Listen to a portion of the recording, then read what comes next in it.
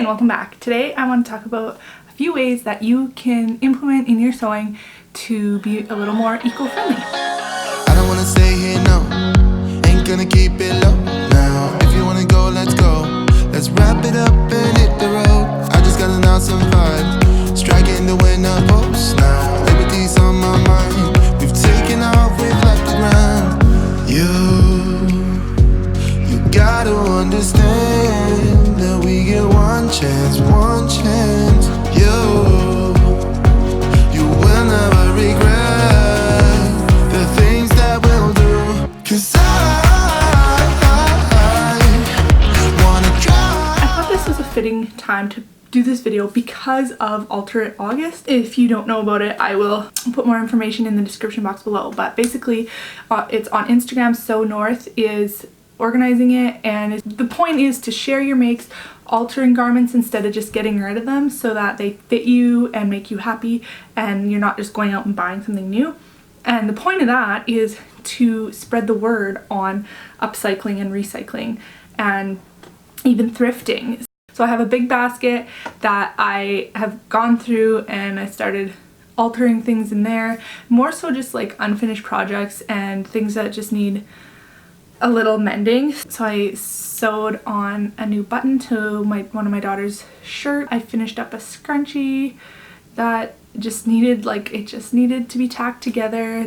I had made myself a simple knit maxi dress, and the bodice was like, it wasn't see-through, but it needed a liner. So I just finished that up right now. I just added the liner in there. It took like 10 minutes to do. And then of course I did come across some things that I tried to alter and they didn't work. So I did let them go, and don't feel guilty about that and don't have shame in that, because sometimes it's not going to work. But I encourage you, instead of throwing them in the trash or something, to donate them either to, like a woman's shelter, or if they're in good quality, or a thrift store, or if they're really not in any good quality and you think nobody can ever use them and you can't even use the scrap fabric, don't throw them out, recycle them. Even research, because I know there's places like, I think H&M is the one store that comes to mind that has like a fabric drop-off program, and I'm sure there's other places,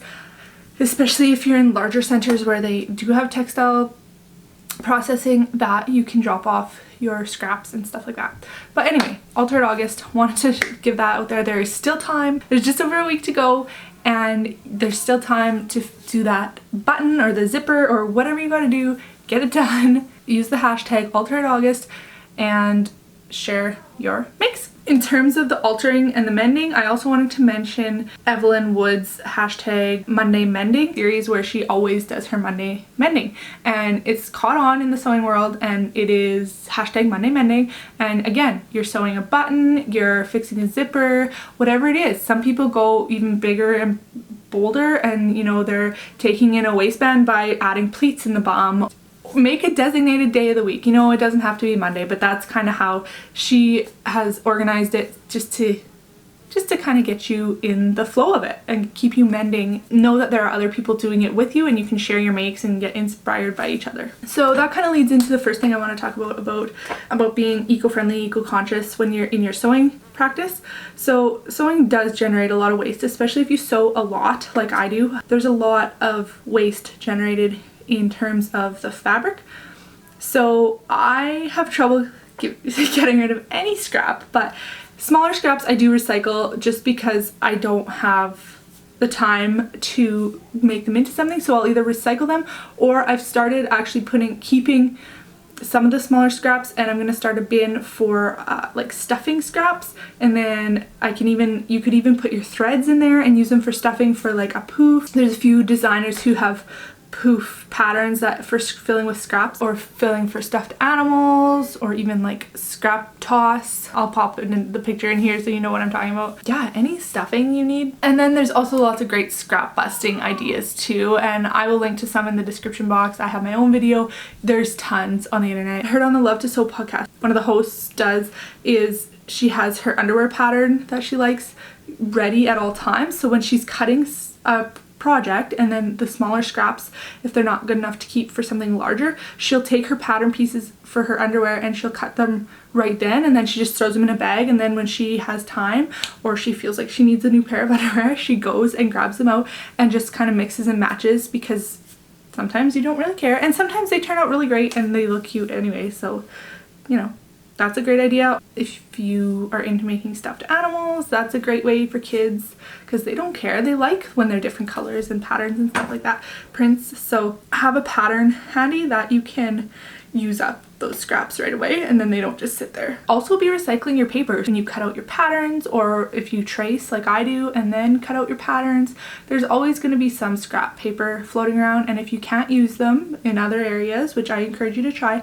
then make sure you're recycling that too. Or even when you're printing if you print your PDF patterns at home, print on older paper. You know, if one side is blank but the other side is like scrap, don't throw that away. Keep that for something like this, that it doesn't matter if there's something on the back. I have a stack of, I don't know what I call them, like misprints or scrap paper is what I call them, and I use that when I can to either write notes on the back of, or I will use them for certain printing applications. Just make sure you run a test to make sure you know which way to put the paper into your printer, so that you don't print on the side that's already printed. Okay, next is thrifting, upcycling, garage sailing, and I kind of mentioned this in the Alter at August, when I talked about Alter at August. So that's a great way to, instead of going to the store and buying something new or buying new fabric, you can find a lot of stuff at thrift stores or garage sales or estate sales. So I've purchased fabric at thrift stores. One of the Facebook groups, there was somebody asking if she could use curtains from the thrift store for a jacket, and we were all just like, yes, do that. Do not be afraid to use anything that might not be considered fabric as fabric, because that's upcycling. That product was already made. You're not ordering new stuff. So yes, go use your thrift store, go use your garage sale, whatever you can. And that doesn't just go for fabric, that can go for, if you really like the print on this men's t-shirt and you want a tank top out of it, buy it, cut it up, make it into a tank top. If you really like the style of a dress but it's not quite your size, buy it, alter it to fit you. It's really only a few seams. Sometimes you don't even have to seam rip it. Just go for it. And in the end, if it doesn't work out, you can still use that fabric to make something smaller or recycle it or donate it back. And the same goes for sewing notions. So you can get patterns at the thrift store. Just, you know, you'll find like McCall's or Vogue or Simplicity, because those ones only come in the, you know, the different size ranges. So make sure you're in your size range and make sure it's something you're going to use, and you might even need to open it up if it's been used. Make sure that your size is still available, that it wasn't cut off and lost somewhere.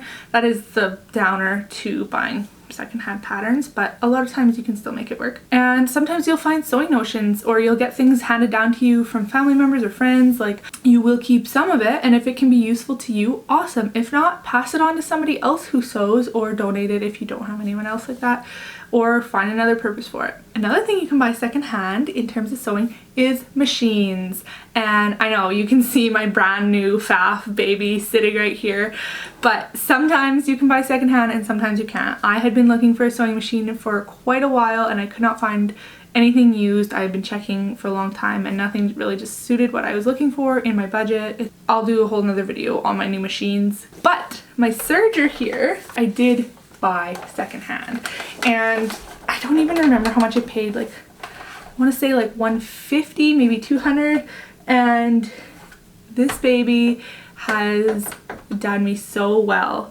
and I plan to use it until it dies. I don't feel like I need anything bigger, better, faster, fancier. I feel like this is awesome. It is a little bit noisy.